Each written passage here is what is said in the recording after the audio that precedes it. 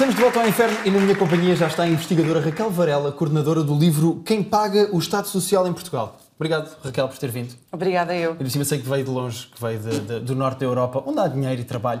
Raquel, a primeira pergunta, eu não sei se está à espera dela, espero que esteja preparada, vejo que trouxe gráficos e tudo. Quem é que paga o Estado Social em Portugal? São os trabalhadores, ou seja, é quem vive do salário. Salário, quando eu digo trabalhadores, são trabalhadores industriais, os trabalhadores de serviços, os funcionários públicos, os professores, os médicos, pagam os seus gastos sociais.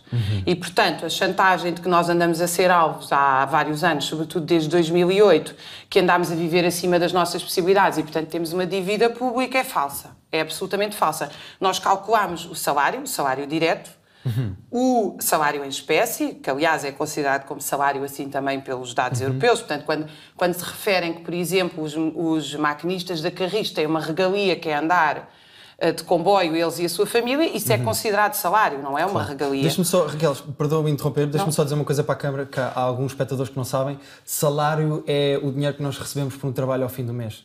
É que há muitas pessoas que, hoje em dia em Portugal, que são capazes de não saber, mas pode continuar, peço desculpa. Claro, quer dizer, é o salário direto, portanto, aquilo que nos é entregue em dinheiro, é o salário em espécie e também é aquilo que nós contabilizamos nisto IF, que é aquilo que nós designamos como salário social líquido, outros designam como salário indireto. Ou seja, nós fomos calcular tudo o que o salário dá ao Estado, através de impostos diretos, indiretos e contribuições da Segurança Social, e o que é que recebe em saúde, educação, espaços públicos, desporto, segurança social.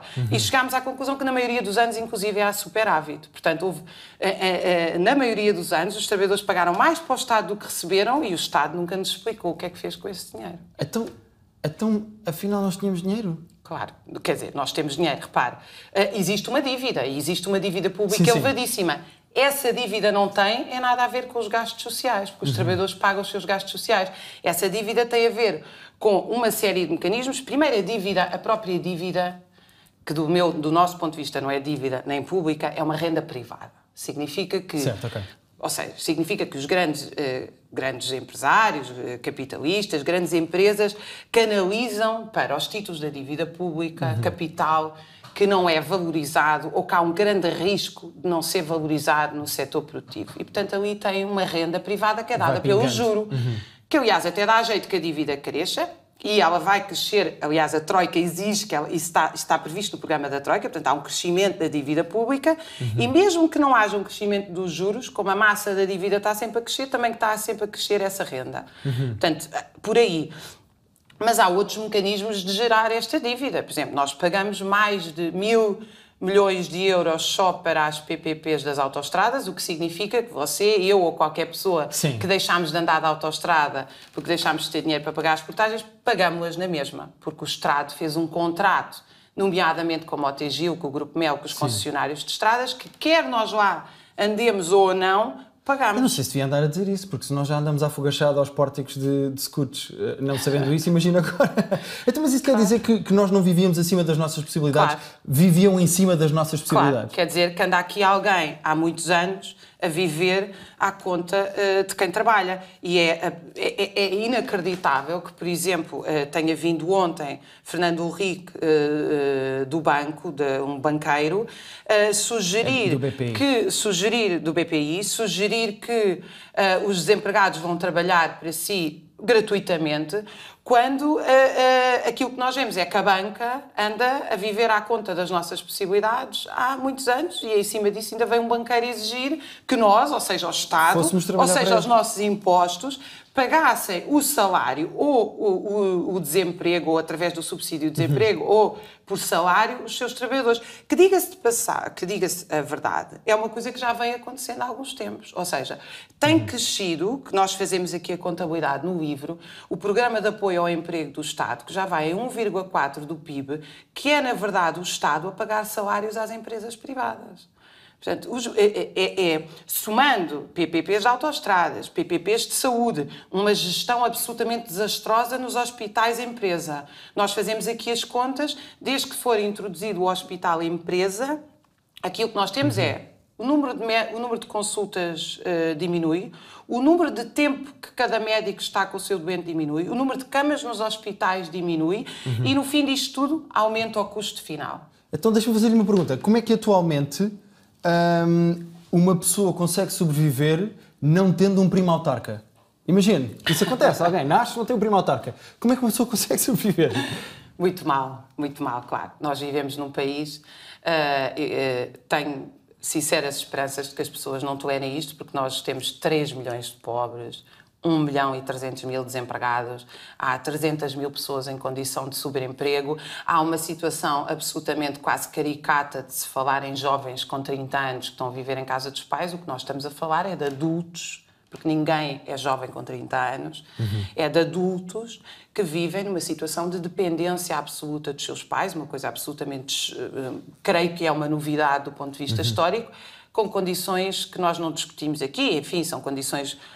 É uma avaliação qualitativa, mas eu acho que do ponto de vista psicológico, da autoestima, do bem-estar emocional, é absolutamente catastrófico ter-se 30 anos e depender-se dos pais. Isso não é uma... Há algum tipo de equivalências de experiência de vida que nos garantam a reforma, como o Dr. Relvas?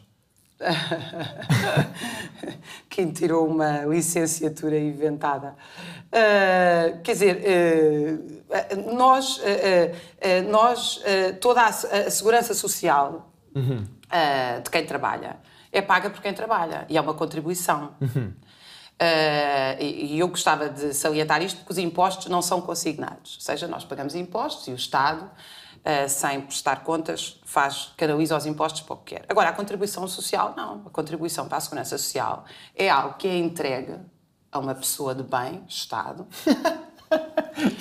para... De bem, deixa-me só apontar que depois pomos uma promo com isto. De bem, sim. Para que nos devolva sim, quando nós temos 65 anos. E, portanto, no meio disto tudo, é ainda mais escandaloso, se quiser, que as pessoas vejam as suas reformas diminuídas, porque a reforma, o Estado não está a dar nada a ninguém, o Estado ficou com o dinheiro das reformas das pessoas para agora lhes pagar as pensões e está a reduzi-las. Ok, então isso quer dizer que quando chegarmos aos 65 anos, todos, vão acontecer 2 coisas. Primeiro, não vão haver jovens para nos explicarem como é que usamos a internet, que é uma coisa que nós vamos precisar. E vamos estar pobres e não vamos ter dinheiro.